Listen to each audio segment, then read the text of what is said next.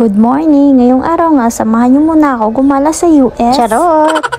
Ang ganda kasi talaga ng puno na to. Ang lakas maka-USA kasi. Samahan pa ng napakagandang langit. Tara, samahan nyo kami magsimba. Diba? Na-surprise kayo, no? Yes, for today's video, magsisimba muna ako. At aba, itong mga kasama ko, nag-brown ng suot. Hindi naman kami nag-usap-usap. Uso talaga ganitong kulay ngayon sa Hong Kong. At ayan na nga, papasok na nga tayo ng simbahan. Nagtaka kayo, no? Ba't ako nagsimba? Hindi naman talaga ako nagsisimba. Pero kahit kailan, hindi ko talaga nakakalimutang Diyos. Lagi naman ako nagdadasal, kahit hindi ako nagsisimba. At ayan, no? Tingnan nyo naman kami. Lahat talaga kami naka-brown. Hindi talaga kami nag-usap-usap niyan.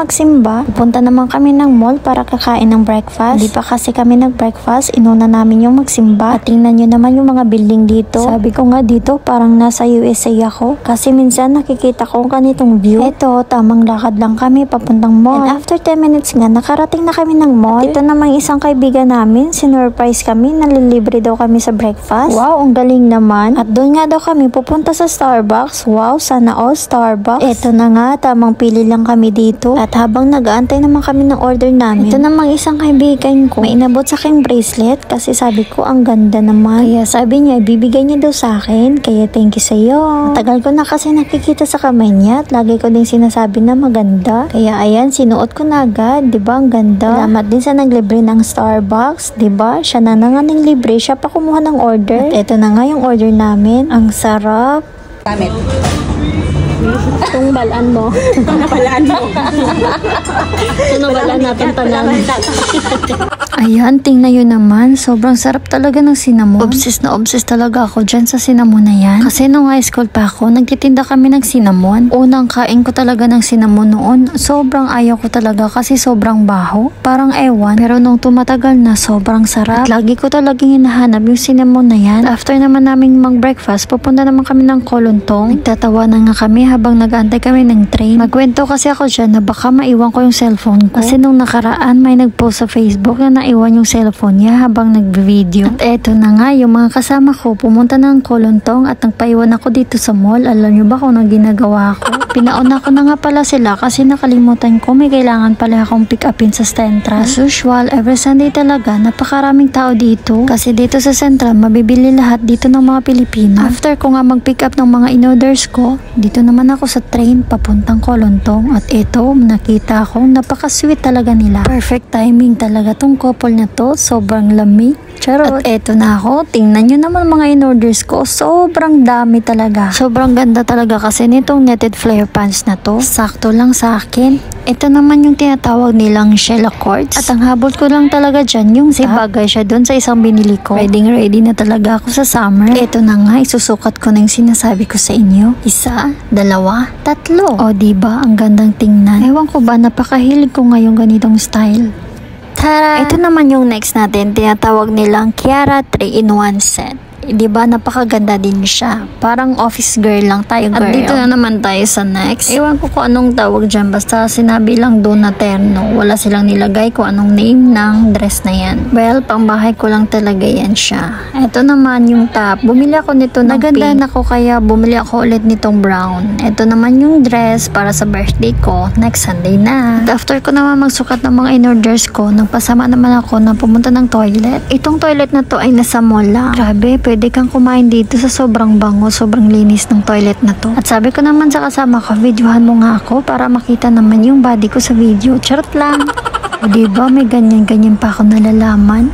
Sobrang laki nitong mall na to at sobrang dami din ng tao. Tingnan nyo naman, tamang lakad-lakad lang ako. Ang sarap-sarap talaga pag may videographer ka. Dati nung maliliit pa tayo, takot tayo maglakad sa mall na mag-isa kasi sobrang dami ng tao, baka mawala tayo. Syempre ngayon matanda na tayo, hindi na tayo takot. At eto naman, may dinaanan kaming dinagsa talaga ng maraming tao. Ewan ko kung bakit ganito. Baka may artistang lalabas. May mga security guard kasi nagbabantay sa pintuan. Baka nga may artista. Mahigit Mahigit 3 minutes din ako nag-aantay dyan. Kasi sabi ko, antayin natin baka artista nila. Pero naisip ko, bakit ko antay? Hindi ko naman kilala. Parang hindi naman ako interesado kasi pag ditong artista. Kagaya din nila, pag may pumuntang artista dito sa Hong Kong, parang wala lang sa kanila kasi hindi naman nila pinanonood yun.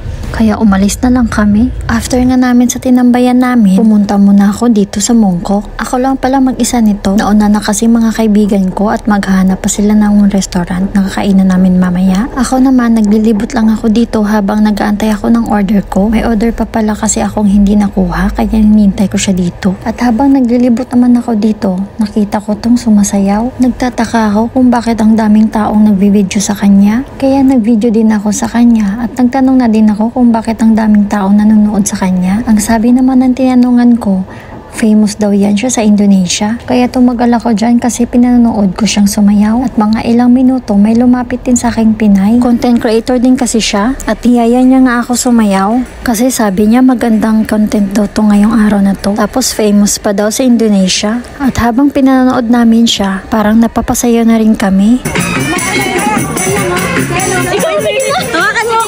Ibibidyo kita. Hawakan mo ako. Hawak pa ako. Sige, ibibidyo kita. Naghawak dito. Pinahukuba ko na sa dala mo. Hindi sisit, pansit. Nakisayaw na rin ako sa kanila kahit saglit lang.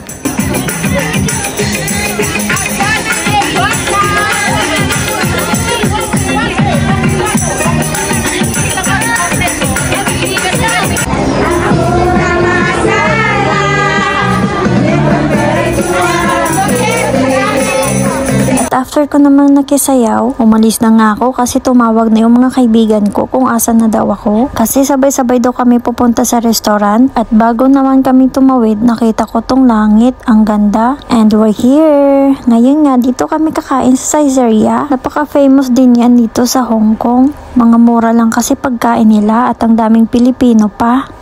Order, 2 order. Ano yung gulay? Di ba gulay mo? Hindi. Di na pala. Di ba sa cellphone yung order? Broccoli. Sa cellphone niya talaga na-order. Wala sang code rin.